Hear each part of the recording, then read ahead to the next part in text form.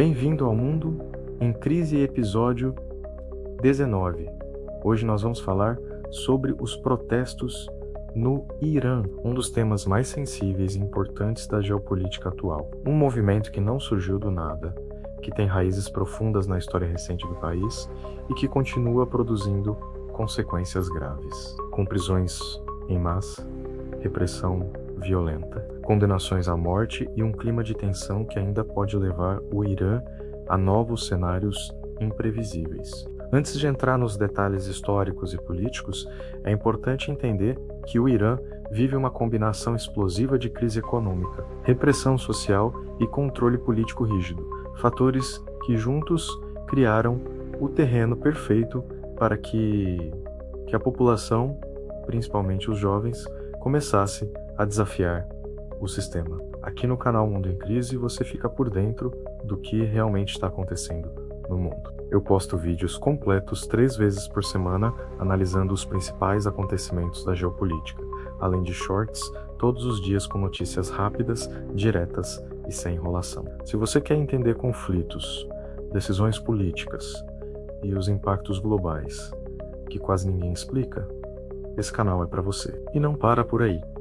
Me segue também no Instagram Mundo em Crise, onde eu posto diariamente as últimas notícias e atualizações em tempo real.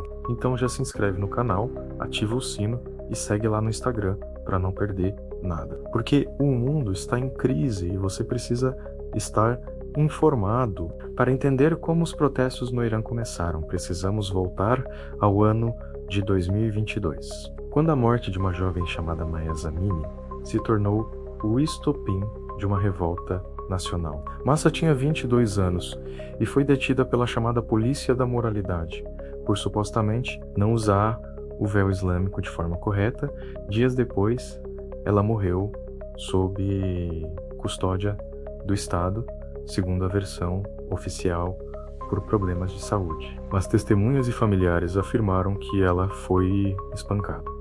Essa morte chocou o país e rapidamente gerou manifestações que começaram em Teherã e se espalharam para mais de 100 cidades, atingindo todas as províncias iranianas, algo raro até então. Esses protestos não eram apenas sobre o uso do véu, eles representavam décadas de 03, frustração acumulada, especialmente entre jovens e mulheres, que hoje representam uma parcela enorme da população iraniana. Cerca de 60% dos iranianos têm menos de 35 anos. Uma geração que cresceu conectada à internet, vendo o mundo exterior e comparando sua realidade com outros países. A economia também teve papel central. O Irã enfrenta sanções internacionais severas há anos, sua inflação anual ultrapassou 40% em vários momentos recentes, o desemprego juvenil gira em torno de 20% a 25%, e o salário mínimo muitas vezes não cobre despesas básicas como moradia e alimentação.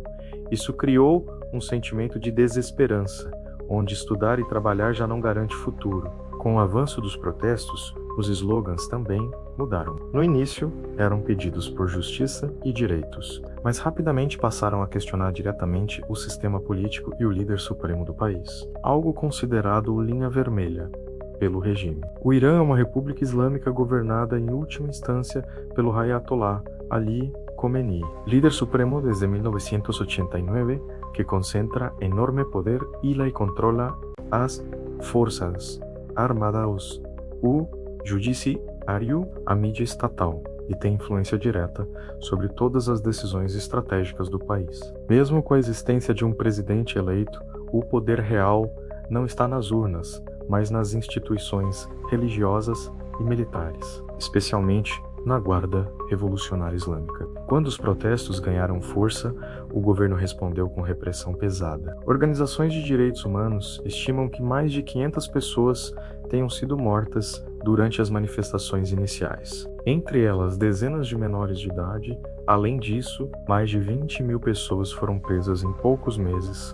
Jornalistas, ativistas, estudantes e até advogados que defendiam manifestantes se tornaram alvos. A internet foi parcialmente bloqueada. Aplicativos como WhatsApp e Instagram sofreram restrições e o acesso a informações externas foi limitado. Uma estratégia clara para reduzir a capacidade de organização e a visibilidade internacional dos protestos. Um dos pontos mais chocantes dessa repressão foi o uso da pena de morte como instrumento de intimidação. Tribunais revolucionários passaram a julgar manifestantes de forma acelerada, muitas vezes sem direito à defesa adequada, com acusações vagas como inimizade contra Deus ou corrupção na terra. Crimes que no sistema iraniano podem levar à forca. Um dos casos que mais chamou atenção foi o de um jovem manifestante, condenado à morte por suposta participação nos protestos, acusado de atacar forças de segurança, mesmo com denúncias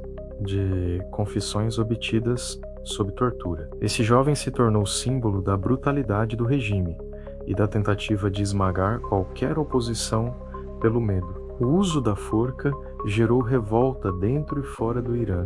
Países europeus convocaram embaixadores iranianos. Houve sanções adicionais e protestos internacionais em apoio aos manifestantes. Mas apesar da pressão externa, o governo iraniano manteve sua postura dura, alegando que enfrenta uma conspiração estrangeira e que os protestos seriam incentivados por potências ocidentais. Hoje, a situação no Irã é de aparente calmaria nas ruas, mas isso não significa que o problema foi resolvido. Muitos especialistas afirmam que os protestos apenas entraram em uma fase latente, esperando um novo gatilho.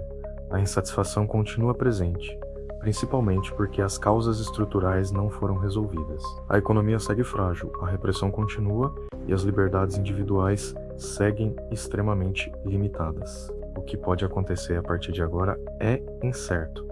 Existem alguns cenários possíveis. No primeiro, o regime mantém o controle por meio da repressão, prendendo lideranças, executando alguns manifestantes para dar exemplo e apostando no cansaço da população. Esse é o caminho mais provável no curto prazo, já que o Estado iraniano ainda tem controle forte sobre as forças de segurança. No segundo cenário, a pressão interna e externa aumenta, especialmente se houver uma nova morte simbólica ou uma crise econômica mais grave. Isso poderia gerar uma nova onda de protestos ainda maior e mais difícil de conter, principalmente se trabalhadores de setores estratégicos como petróleo e gás entrarem em greve. Algo que já aconteceu no passado e enfraqueceu muito o governo. Existe ainda um terceiro cenário, mais distante, onde o regime tenta fazer concessões limitadas para aliviar a tensão, como flexibilizar regras sociais ou reduzir a atuação da polícia da moralidade, mas sem abrir mão do poder central.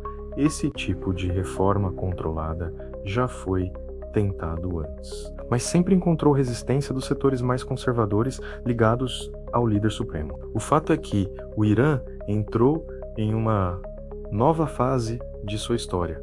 A população perdeu o medo de questionar abertamente o sistema, algo que não se apaga facilmente, mesmo com repressão. Cada jovem preso, cada execução, cada protesto reprimido deixa marcas profundas e alimenta a narrativa de resistência. O líder do Irã, Ali Khamenei, hoje com mais de 80 anos, enfrenta talvez o maior desafio desde que assumiu o poder. Além dos protestos, existe a questão de sua sucessão, que gera disputas internas e incerteza sobre o futuro do regime. Qualquer instabilidade nesse processo pode abrir brechas inesperadas.